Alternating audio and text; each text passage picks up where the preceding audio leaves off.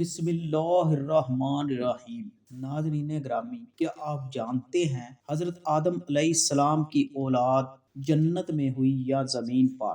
تو آئیے تھوڑا سا اس بارے میں بیان کرتے ہیں اور پھر چلتے ہیں حضرت آدم علیہ السلام کے بیٹے قابیل اور حابیل کی جانب۔ دوستو، علماء کا اس بارے میں اختلاف ہے کہ آیا جنت میں حضرت آدم و حوا علیہ السلام کے ہاں اولاد ہوئی یا نہیں۔ ایک یہ ہے کہ ان کے ہاں اولاد صرف زمین میں پیدا ہوئی، اور ایک قول یہ ہے کہ قابیل اور اس کی بہن جنت میں پیدا ہوئے۔ اور ناظرین، ذکر کیا گیا ہے کہ ان کے ہاں ہر دفعہ لڑکا اور لڑکی پیدا ہوتے تھے، اور حکم یہ تھا کہ ایک جوڑے کی لڑکی کی شادی دوسرے جوڑے کے لڑکے سے کر دی جائے، اور دوسرے جوڑے کی لڑکی کی شادی پہلے جوڑے کے لڑکے سے کر دی جائے۔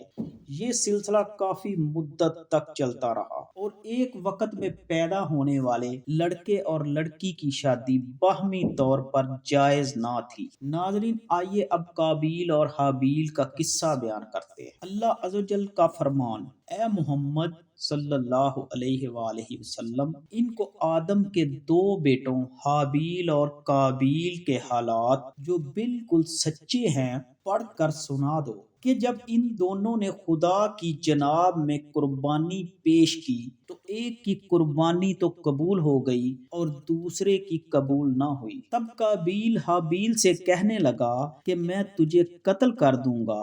اس نے کہا کہ خدا پرہیزگاروں ہی کی قربانی قبول فرمایا کرتا ہے، اور اگر تو مجھے قتل کرنے کے لیے ہاتھ چلائے گا تو میں تجھ کو قتل کرنے کے لیے ہاتھ نہیں چلاؤں گا۔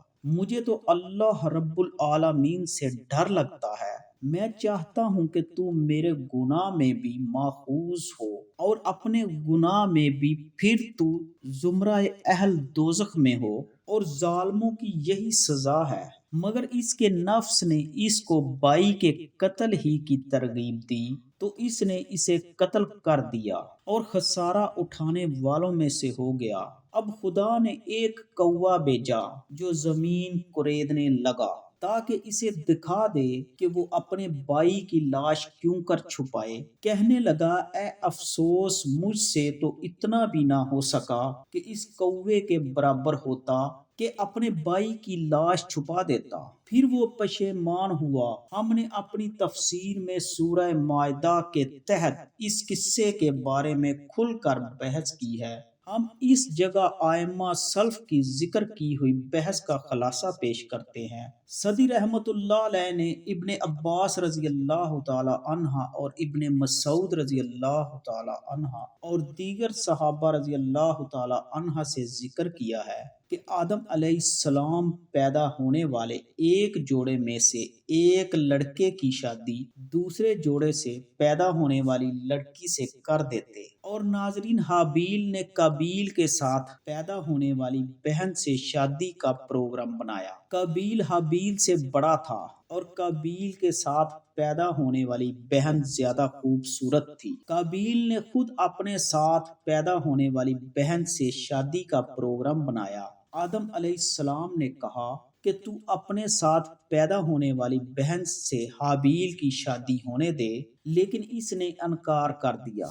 تو آدم علیہ السلام نے دونوں کو قربانی کرنے کا حکم دیا، اور آدم علیہ السلام خود حج کرنے کو مکہ شریف چلے گئے، اور جاتے وقت آسمانوں سے اپنی اولاد کی حفاظت کرنے کو کہا۔ انہوں نے اس بات سے انکار کر دیا۔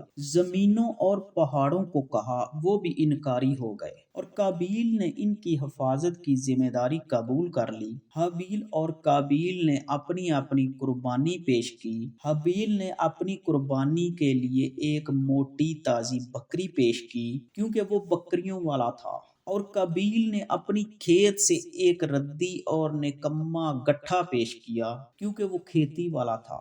آسمان سے آگ اتری اور حابیل کی قربانی کھا گئی اور قابیل کی قربانی کو چھوڑ گئی۔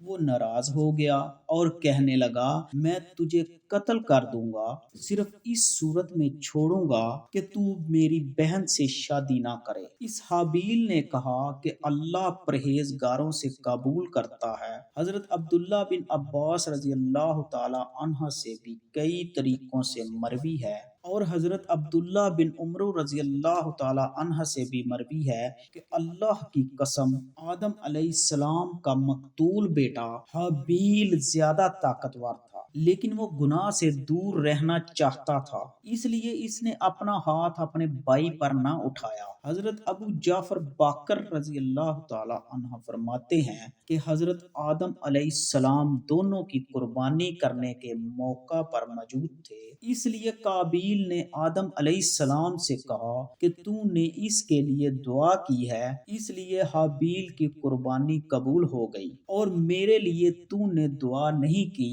اس کے ساتھ ہی ساتھ اس نے حابیل کو دھمکی دی۔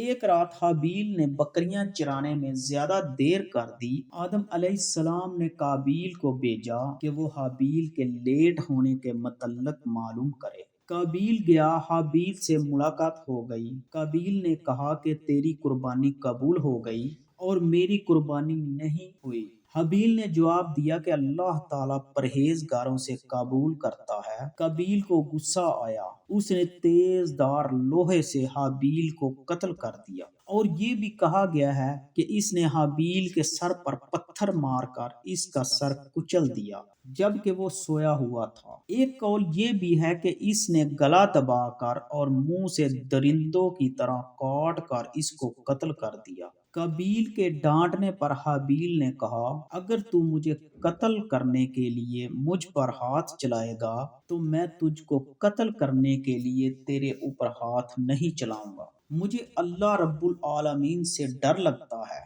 اس سے معلوم ہوا کہ حابیل اچھے اخلاق والا اور اللہ سے ڈرنے والا تھا، کیونکہ اس نے اپنے بھائی کو برائی کا جواب برائی سے نہیں دیا، اور اس لیے بھی یہ بات رسول اللہ صلی اللہ علیہ وآلہ وسلم سے ثابت ہے کہ آپ صلی اللہ علیہ وآلہ وسلم نے ارشاد فرمایا، جب دو مسلمان اپنی تلواریں نکال کر ایک دوسرے کے آمنے سامنے ہوں تو قاتل و مقتول دونوں جہنم میں جائیں گے۔ صحابہ رضی اللہ تعالی عنہ نے عرض کیا، یا رسول اللہ صلی اللہ علیہ وآلہ وسلم، قاتل کا آگ میں جانا تو سمجھ میں آتا ہے، لیکن مقتول کا کیا حال ہے؟ وہ کس وجہ سے جہنم میں جائے گا؟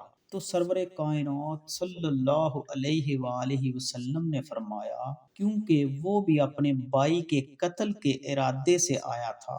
ناظرین، اللہ تعالیٰ کا فرمان جو حابیل کا قول نقل کیا گیا ہے، میں چاہتا ہوں کہ تو میرے گناہ میں پکڑا جائے اور اپنے گناہ میں بھی پھر جہنم والوں میں سے ہو جائے، اور ظالموں کی یہی سزا ہے۔ ناظرین، امید ہے آپ کو ہماری آج کی ویڈیو پسند آئی ہوگی۔ اب آپ سے اگلی ویڈیو میں ملاقات ہوگی انشاءاللہ۔